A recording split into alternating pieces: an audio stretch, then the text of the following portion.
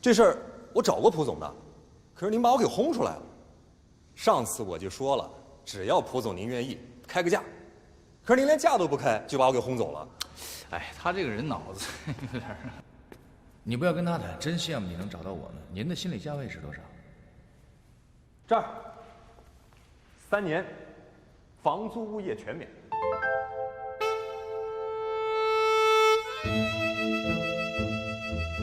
那怎么才算追到啊？啊？是不是你们要那个粗俗？陈总说的很清楚，是爱情是吧？那是要到你们确定恋爱关系。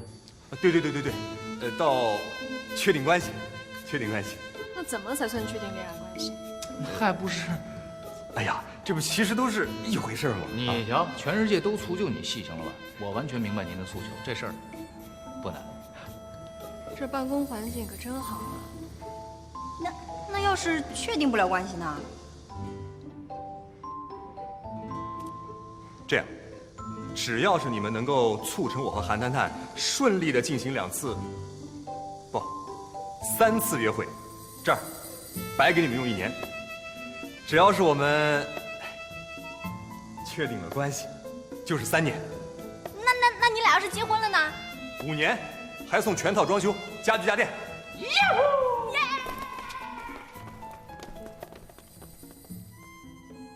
这真是个成人之美的好事儿啊！真是车到山前必有路，搞定韩谈谈，搬进大独栋。不是你就那么有把握吗？不就是帮人追个女孩吗？何况公司还有你我这2位高手呢。姐夫也会追女孩，他有成功经验，否则的话，江大成怎么能在节目上把柳林牵走呢？说什么呢？什么牵走的，人柳林又不是牛，是不是？牛啊！这么半天就全都查出来了。来说说。来啊，我先说啊。陈超先老爸改革开放的时候做的是尿素生意，后来开了个尿布市场，给国外大品牌代工，人老实勤奋，所以很快就发展成了尿界的巨鳄。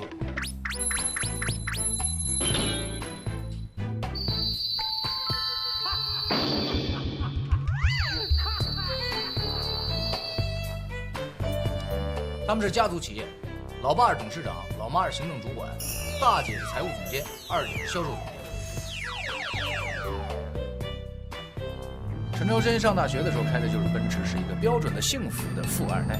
毕业以后回到家族企业，不久就创立了自己的品牌。凭借多年代工的积累，他的自主品牌尿不湿价廉物美，销量惊人，覆盖了众多乡镇和2、3线城市。去年开始研发了高端产品，公司目标是3年内攻陷北上广，国内销量前3甲。鸿鹄之志啊！这在富二代里算是有出息的。查这么半天就查这么点东西，有什么用？优势啊，有钱有脑有志向，这就是陈超先的优势啊。情感啊，情感，我们要的是情感，我们要对陈朝兴和韩谈谈双方负责。你急什么？急什么呀？我这不还没读完呢吗？大学时交的第一个女朋友人美歌甜，跟陈朝鲜好了以后，学会了开车、下馆子、买包、买名牌。大学毕业以后，陈朝鲜要回家，姑娘不想去2线城市，于是俩人嘎嘣了。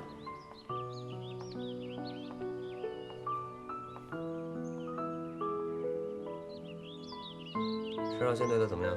小鸟依人，百依百顺，老实孩子。继续，没了，下一个，就一个。他就交过一个女朋友。是啊。大学的时候就开奔驰，对吧？然后家族资产还上亿，我就不明白他怎么想的。那除了女朋友之外的女人呢？没有。这么好？嗯哼，事实就是这样，可见他真是个好男人。所以我们应该好好帮帮他。那陈朝鲜这个人，无论从这个人品还是从条件上来说，都是没有问题的。韩谈谈查得怎么样？韩谈谈的爸爸呢是报社编辑，妈妈是会计。他从小学油画，后来美院毕业之后呢，就去国外游学了2年。哎，我不明白，为什么有的人叫游学，有的人叫留学呢？留学就是正儿八经出去上学，有的人游学是打着上学的幌子出去瞎混，混一身回国吹嘘的资本。你看我干嘛呀？我还挺羡慕这韩谈谈的。哎，刘总，你是游学还是留学？别闹，好，你继续。韩谈谈呢，他在欧洲呢得过几个奖，但是我查过都没有什么含金量。情感。哇，情感很丰富的说。她呢，在国内谈过2、3个男朋友，出国之后，反正不是很清楚。我了解过她所有的博客、Twitter 还有 Facebook， 反正至少就有这么多。哎，你游学的时候应该比这多吧？哎，工作吧，正经点。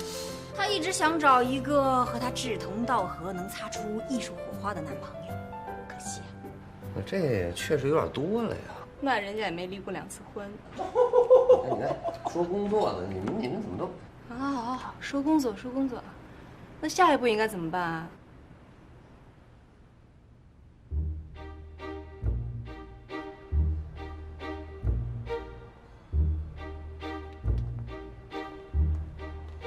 一步一步的来，首先要对你做全面的形象改造。不，我的形象很差吗？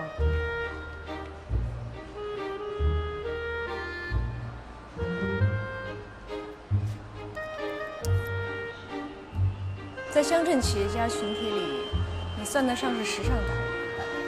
不过在韩谈谈眼里，你就是一个康德好。什么意思啊？再来一遍。对。哦，法语里边土鳖是这意思。你做的？内容是柳林姐组织的，我呢就是做成了电子文件。柳林姐说，陈朝先要先从彻底形象改造开始，再提升他的谈吐举止。这还真是他强项啊！时尚审美 IBER 指南，哎，这 IBER 是什么意思啊？你可以理解为装腔作势。为什么要装啊？因为气质、审美、品味都不是一天练成的，你也没有太多的时间去做准备。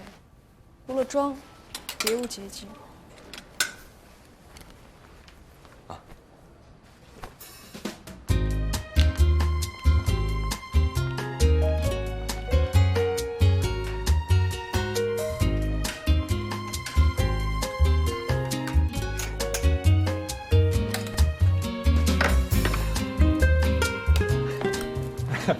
我呀，从来都没这么买过衣服，我一般都是在专卖店买整套的。那是在你遇到我之前的事儿了。想要提升自己的时尚度，你一定要记住，正装适合整身的布置。那么日常穿着呢，重点是搭配。那你知道搭配的要点是什么吗？乱。重点是不和谐中的和谐，跟乱的意思差不多。你还算是有点悟性嘛，陈总。那当然了，我可是聪明人。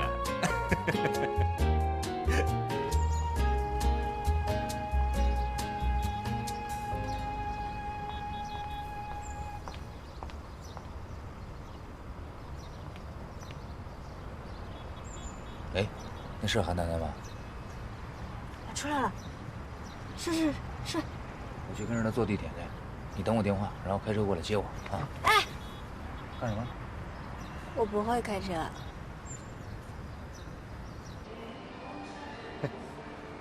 经过这么改造，我现在算不算是？这谁呀？喂？不要！刚卖保险呢。你得换个铃声才行。啊，对，是应该换一个。那就换韩谈谈唱的那个《微风轻少》怎么样？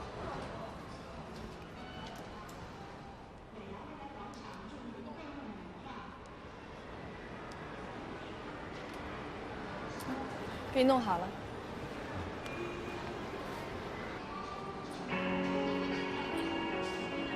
这不是啊。Tire tracks in a broken heart。旧轮胎载着破碎的心。这个和《Wind So Down the Wind》一样，是《微风轻少》这部音乐剧当中另外一首名曲。哦，明白了。这样一来，韩谈谈听到我的电话铃声，就会觉得我们俩在音乐上的品味是一样的。你觉得《Wind So Down the Wind》和《最炫民族风》是一样的？这不是那个什么 IBER 吗？装的时间长了，也就成真的了。哎，我现在算是一个如假包换的时尚达人了吧？那我给你做的这身搭配呢，应该是韩丹丹欣赏的那一款，但这只是一个开始。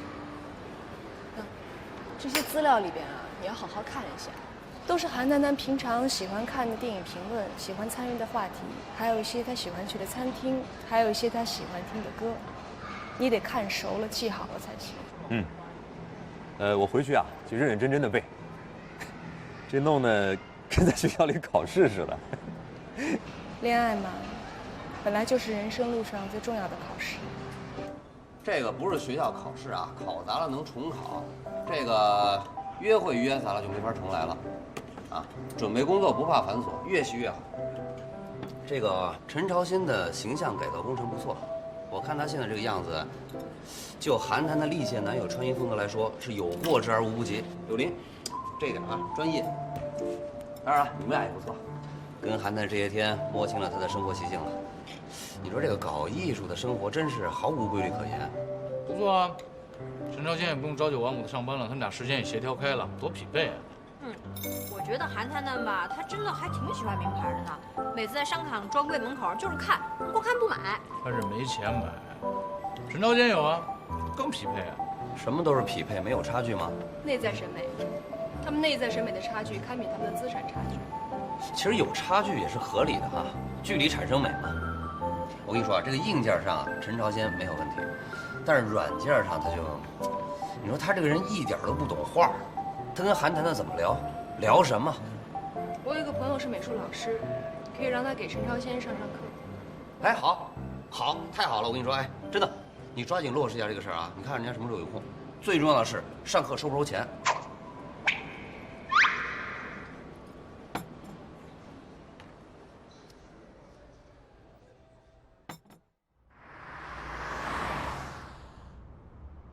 ？300一课时，钱贵啊。没有地儿。我那朋友是专业的，他说了，得先讲风格流派，然后才是欣赏渐变的。每天2课时，1周见效。14课时，4200。已经打折了，嫌贵你去交啊。哎，不是，咱们能不能这样啊？咱们从网上啊下载一些这个流派风格的内容给陈朝鲜，你那个朋友主要负责讲这个鉴别欣赏部分，少几节课。你觉得行就行。觉得行吧，反正韩谈的那个画儿，他也没有高深到哪儿去吧。你错了，这个就是韩丹丹的画，恕我浅薄，我可真看不懂。我怎么看它就怎么像一个鸡翅，而且还是那种长得特别瘦的鸡翅。你看外面还撒了一圈那个辣椒面，看得我都饿了。你别说，这还真看不出画的是个什么东西啊，人有点那个什么德。Impressionist， 印象主义。顾名思义，印象主义就是凭瞬间印象作画。画家把颜色飞快地涂在画布上，只考虑整体效果，不管细部之间。糙，哎，我也觉得糙，但还有一个不糙的词儿来形容它，叫笔触狂放。从普遍的意义上讲，这个印象主义啊，其实就是整体感和气氛的创作方法。画家呢，一般会根据太阳光谱所呈现的赤橙黄绿青蓝紫来反映自然的瞬间印象。所以说，画家都有一双慧眼，能够看到我们看不见的色彩。虽然我觉得你这个说法很酸，但是当做拍韩谈的马屁的话，他应该喜欢听。好，下面我们说一下印象派的创业史。19世纪，欧洲油画的中心是巴黎，当时流行学院派和新古典主义。这些个画家的素描功底深厚，精通人体解剖，基本都是皇家美术学院出来的，名门正派，就像咱们的少林武当是主流啊。啊，这印象派是非主流？你这个说法很触类旁通。印象派的画家来自各个阶层，他们都不是名门正派，他们觉得古典主义千篇一律，缺乏个人风格。当时这些画家呢，聚集在巴黎郊外一个叫巴比松的村子，相当于北京的宋庄，上海的松江，啊，郊区房租便宜，搞艺术嘛。啊，他们自称是巴比松画派，啊，这个名字有点帮派性质啊。那巴比松就是我们现在所说的枫丹白露。这个我知道。你一说这个枫丹白露啊，我立刻就有印象了。1874年的时候，巴比通帮在巴黎的卡皮西纳大道举办了第一届画展。当时帮派31个兄弟拿着土地去跟名门正派过招，这个莫奈、雷诺阿、毕沙罗、塞尚这几个后来的宗师也都去了。当时，莫奈的那幅《日出印象》。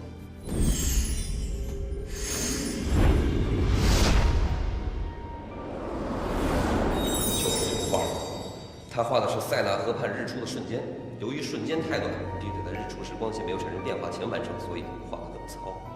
笔触狂放，对，狂放。当时这幅画被一名记者用讥讽的语言嘲笑过。他说，印象派的画家们就是一帮完全不懂得绘画的家伙，凭着印象胡乱作画。没想到，这番挖苦最后成全了这帮画家。印象派从此诞生，巴比松派倒是渐渐被人淡忘了。这印象派是这么炒作出来的。从那以后，莫奈就成了印象主义的扛把子，印象派的徒子徒孙们都拿他当关二爷供着。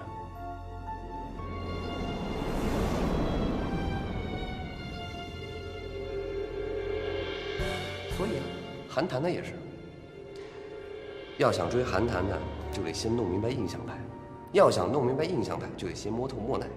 把莫奈给摸明白了，你就成功一半了。那么多我以前听都没听过的东西，我怎么成功啊？我一点基础都没有，也不像你说的头头是道的。我就是你最好的榜样，请相信，在昨天这个时候，我跟你一样对什么画、什么派一无所知。你蒙我呢吧？人的潜能是无限的，只要有动力，什么事儿都能干成。我有追韩谈谈的动力，你有什么动力啊？哎，你那间不要房租办公室就是我最大的动力啊！不要房租，哪个男人抵挡得了？实在是没法抵御啊！咱们都是男人，你能理解吗？到底怎么回事儿？这事儿啊是去年发生的。我老婆刚生完孩子，每天得喂几次奶，把我折腾的是整宿的睡不着觉。那时候我是极度的衰弱呀。后来公司派人出差，去河南一小地方给一个农业大户做提案，谁都不去，我是抢着去的。我想出去半个月透透气，好歹能睡几宿整觉吧。到了河南，晚上，企划部的同事给我发信息，说他房间没热水，要到我房间洗个热水澡。不是你们住什么样的酒店？4星，当地最好。哎呀，就是假4星，它得有热水啊，这分明就是。他洗完澡，穿着睡衣就出来了，是蕾丝的那种。女的，男的我能让他到我屋来洗澡吗？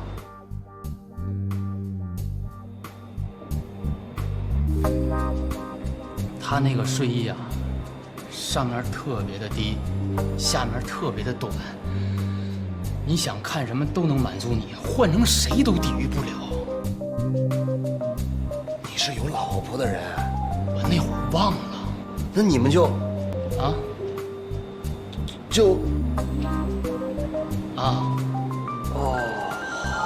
出差10几天啊，一个整觉都没睡呀。那后来呢？后来他说他企划部啊太累了，待遇也不高，想调到公关部去。你答应了？我能不答应吗？那然后呢？然后哎，你别说，他工作能力挺强的，在公关部啊干得有声有色的，说想当那个公关部的总监。你又答应了？我能不答应啊？那现在呢？现在他当上公关部的总监了，那没事了？没事，我找你干嘛呀？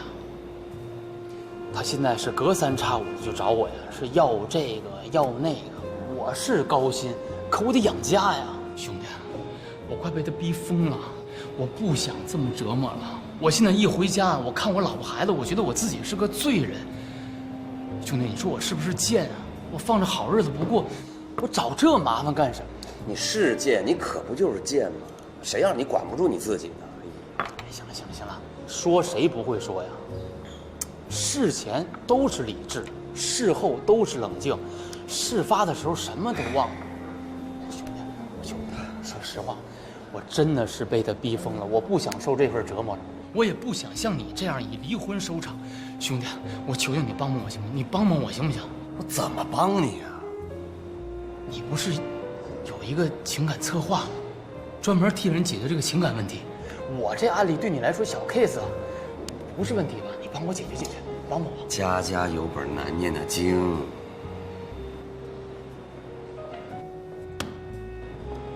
你开个价。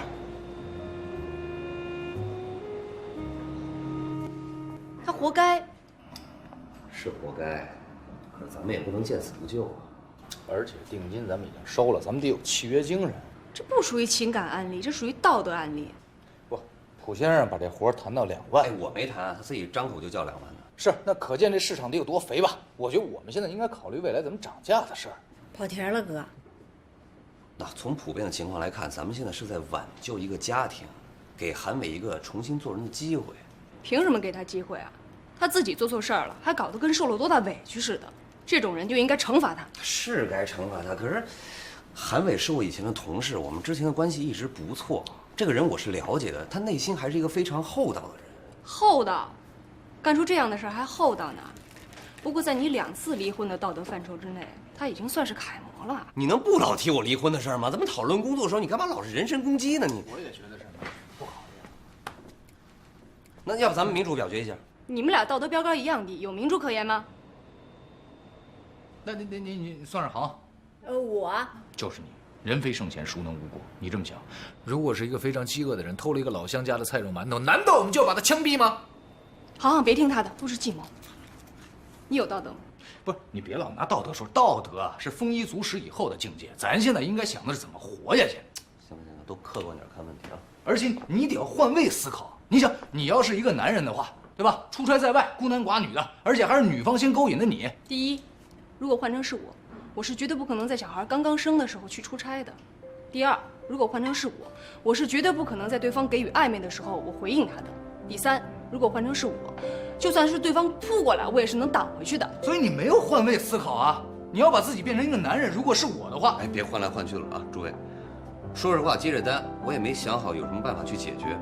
我之所以想接，我是因为看到韩伟现在这个状态，我觉得他已经快被逼疯了，知道吗？人柳林说的也没错，这确实是一个道德范畴问题。韩伟犯了错，就得自己承担后果。这单推了。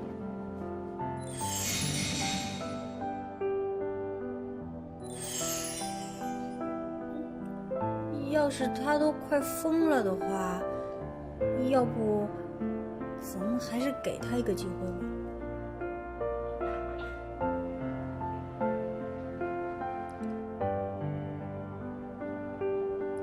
可怜之人必有可恨之处，可恨之人也必有可怜之处。如果他能通过这次教训，好好对他老婆孩子，那咱们就试着帮他一次。没问题的，他现在已经吸取了教训，终日处在自我反省、自我批判之中，他有救的。拿出你的母爱来吧。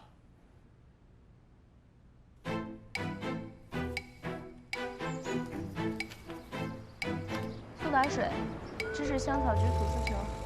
不好意思，小姐，芝士香草菊吐司球已经卖完了，最后一份别那位小姐点吗？一个人，一起吃吧，反正我也吃不完。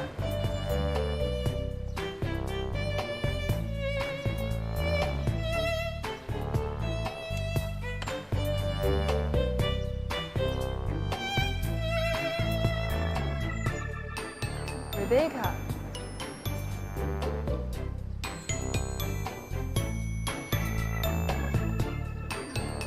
艾拉经理，你是做投资人关系的，平时应该很忙吧？挂个职而已，我真是 IR， 我能这么清闲吗？能在上市公司挂职，你一定不简单。可以聊上，你还挺有想象力啊，给柳林安排这么一职位。让他觉得傍上个公司的管理层或者董事会的不就行了吗？看那女的不太容易对付。聪哥，一看就不是善茬，所以那么容易得手肯定有诈。这韩伟啊，还是缺乏江湖经验。算了，看柳林的吧。对，我还得跟那陈少先讨论西洋艺术史呢。走了，一块儿撤。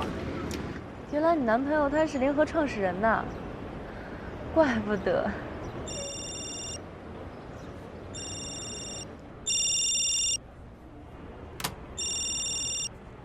怎么不接呢？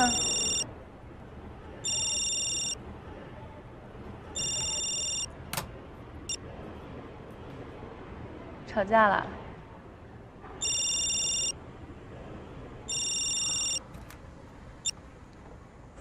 哟，亲爱的，又发脾气了？别这样，别这样，我这2天就回到你身边去。说话呀，你别沉默，你一沉默，我都不知道该说什么好了。哎呀，你知道我也不想回家了，这不是女儿病了吗？没办法呀，亲爱的。别生气了，那我带你去日本泡温泉好不好？或者去香港？哎，我们住半岛顶层的那间，看出去就是海，好不好？哎呀，你说句话嘛。哎，这样，亲爱的，那我让你帮我挤我背后的青春痘，好不好？去欧洲？啊，去欧洲啊？好啊，去欧洲。我们去枫丹白露，去看印象派的画展。不去，你跟你老婆去过的地方还带我去啊？啊，不去不去。那我们就去荷兰看风车，啊，去西班牙看斗牛，再去米兰买衣服，好不好？哎，别生气，别生气啊！好了好了，等我回去亲一个啊。啊。这接。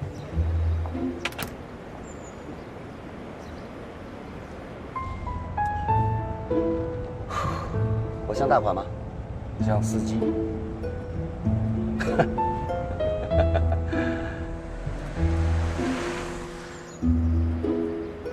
你男朋友他有家庭？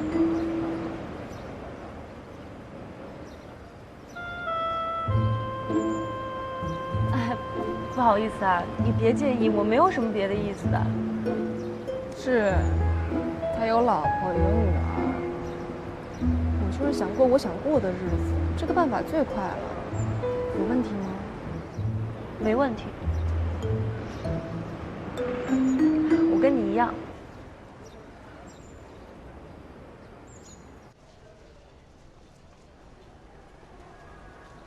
你眼光可真好，真会挑东西。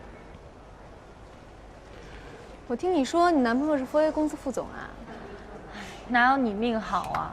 我这还得靠自己，跟了他1年多才爬上了公关部总监的位置，而且这业绩都得靠我自己拿下。4A 公司副总收入应该不低呀。那有什么好？我让他给我买双鞋，他恨不得咬牙切齿的。那让他花点钱，他就天天给我叨唠，说他养孩子有多难。那你还跟他？我也想跟他分开啊，但已经在一起了1年多，就这么分了，那不便宜了他？你喜欢他吗？谈不上喜欢，现在倒是越来越不喜欢。胆小，成天害怕别人知道我们的关系，在公司恨不得装不认识我，还小气，花他点钱跟拿刀捅他似的。那就算了呗。那可不行，就这么算了，不便宜他了。付出必须要有回报，我既然已经付出了这么多了，也把它拿下了，我就一定要让利益最大化。我16岁就来到这个城市，都快10年了。一个女孩在这儿打拼这么久，想要有个家，不是什么过分的想法吧？你想让他离婚？对，我有那么差的品味吗？你有家就一定要有男人吗？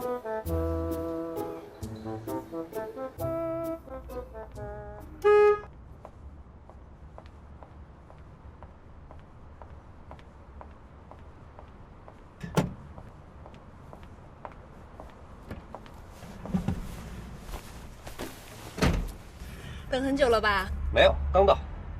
辛苦你了。哎，别客气，公司福利人人有份的。要说辛苦呢，你是最辛苦的。你说你白天得吃饭、逛街、做 SPA，晚上得陪喝、陪聊、陪撒野，不容易。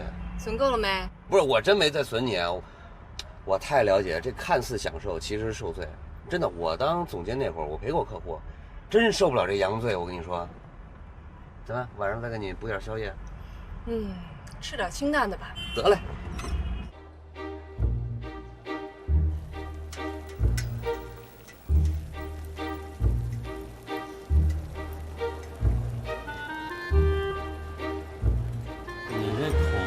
真是挺清淡的。我压力大的时候就得吃辣的。怎么了？怎么还能有压力呢？还不是为了你那个道德楷模兄弟韩伟。哦，有什么收获吗？你让我吃会儿啊。先吃，先吃。哎，你那边呢？陈朝鲜怎么样啊？陈朝鲜啊，进展不错，小有成就吧。你现在摆一幅画在咱面前，他可能还不太分得清是印象派还是现实主义，但是你让他说历史，那是头头是道了。哎，我说句题外话，我觉得这帮印象派都什么路子呀？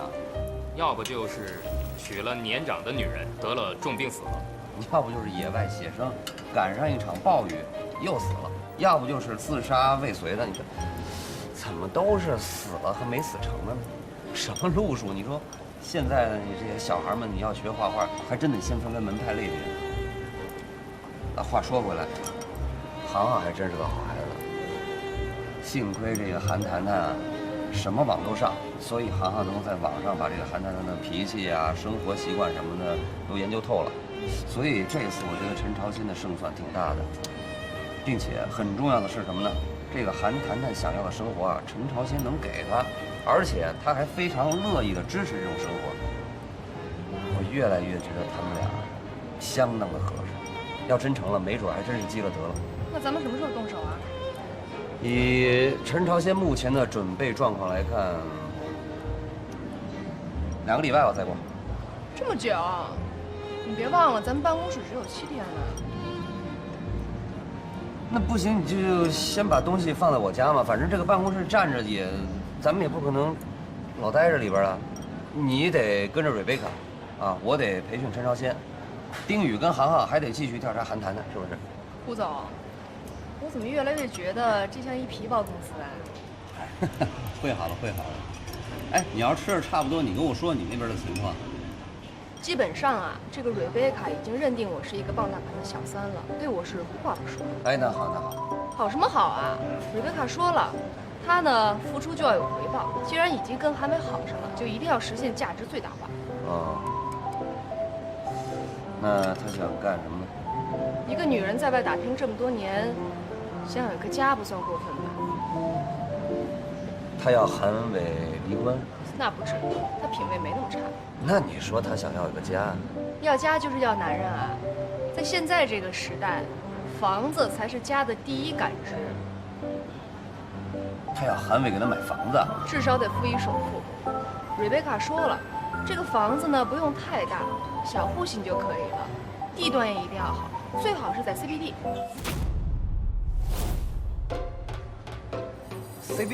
CBD，他也不打听打听韩伟塞哪儿了，就他，不是一个4A 公司的副总，一年才挣多少钱？养家养孩子，怎么可能还有闲钱给他买房子？他这就是勒索了。没错，就是勒索。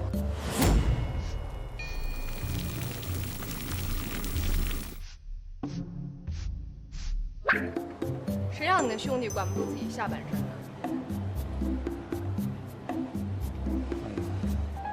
真让我给猜着了我。这瑞贝卡真不好对付。没错，他是不好对付。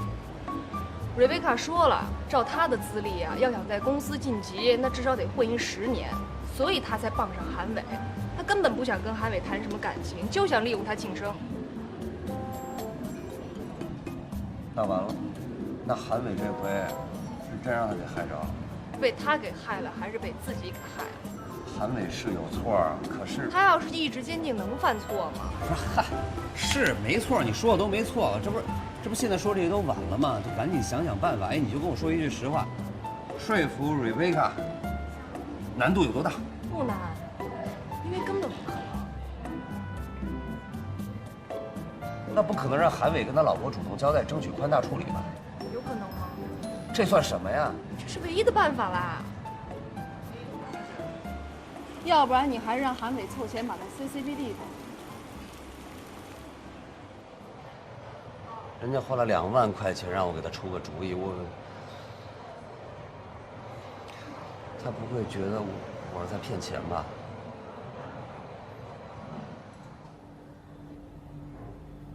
这可能就是你唯一的办法了。只要你老婆原谅你，那就什么事都没了。没了。哎，这就是你给我的解决方案。2万块就买了一个坦白从宽的建议。您这钱也太好骗了吧！我知道你会这么说，知道吧？哎，我今天定金我们带过来了，1分钱不值。这以前我们也没有这种先例。哎呀，你这是干嘛呀，兄弟？你不能见死不救吧？没有啊，我跟你说，我要有办法。你说我干嘛不帮你呀？你再想想，你肯定有办法。你那是什么脑子？再难的客户都能拿下，一个瑞贝卡算什么呢？你再帮我想想。那你就接受他勒索，给他买房。那你还不直接让我去死呢？你看你，兄弟啊，就算我想买，我拿什么去买呀？我这1年挣多少，你又不是不知道。兄弟，你帮帮我好吗？你说你花2天时间就从瑞贝卡口里掏出那么多话来，你一定有办法。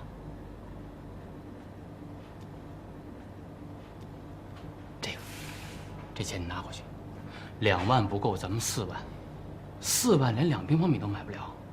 只要你能帮我，一点都不贵。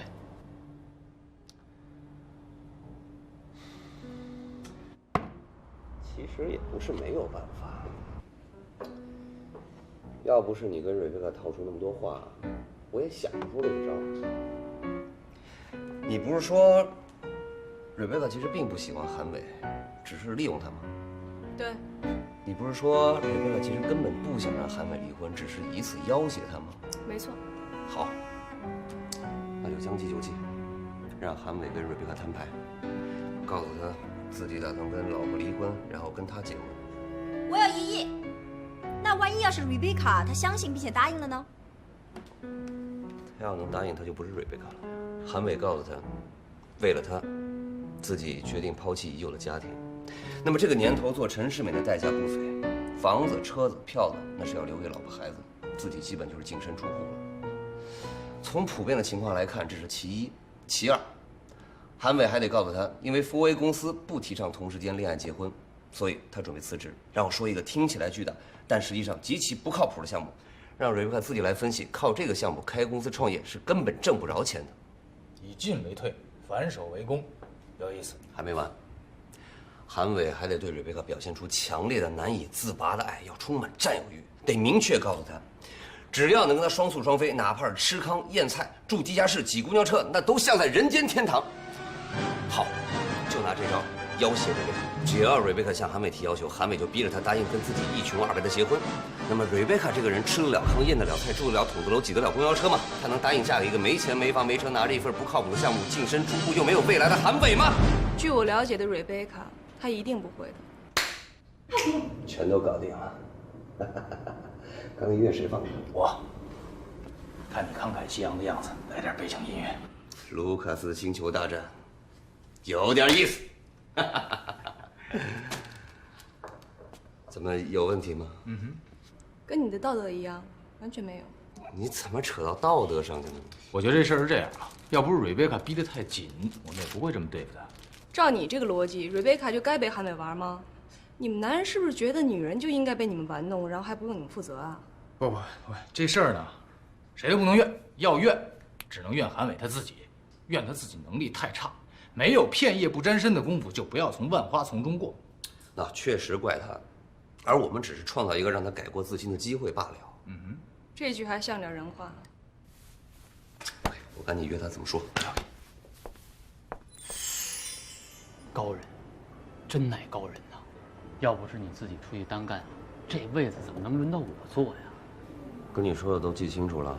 哦，我记清楚了，全都记清楚了。哎呀，不愧是离了2次婚的人呐，金子般的经验呐。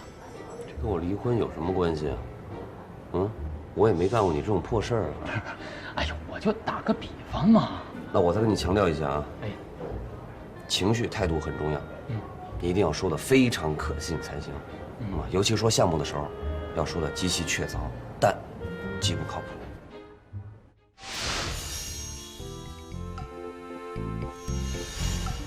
从普遍情况来讲，在追求一个人之前，必须得要做足功课，清楚他的喜好和生活习惯。如果他喜欢看文艺电影，你非得要拉他去看枪战片；如果他不碰海鲜，你偏得要去拉他吃澳洲龙虾；他怕晒太阳，你却要带他去海边。那么最后的结果一定是不欢而散。赏心悦目指的不只是样貌，也可以是穿着。他是小清新，你可以选择英伦风；他若是摇滚控，就为自己添加皮衣或者是铆钉饰品。他若是时尚达人呢，那就要多翻翻杂志，了解最前沿的流行元素。像咱们这样的衣着品味，我也不知道行不行。总有不得已，或错过了相遇，阴差阳错留下遗憾结局，从此就小心翼翼。有没有什么捷径，让感情路不再扑朔迷离，告别那纠结和失落的情绪。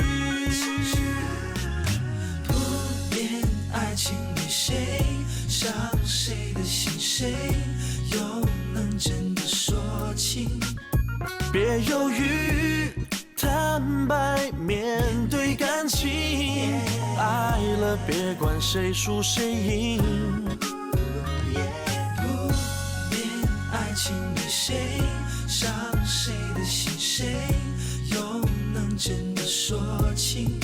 没有失去，也没有规则界定，爱了就要痛快甘心。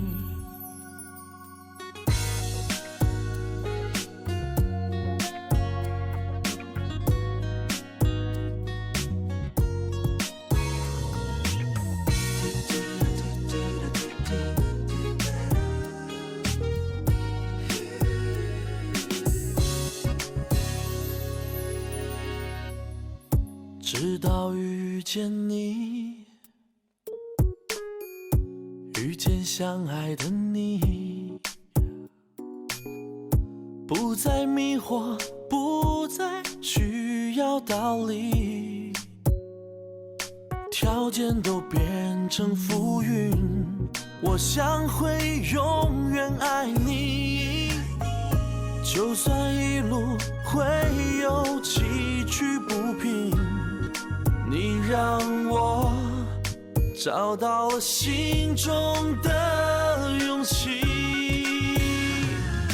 不恋爱情里谁伤谁的心，谁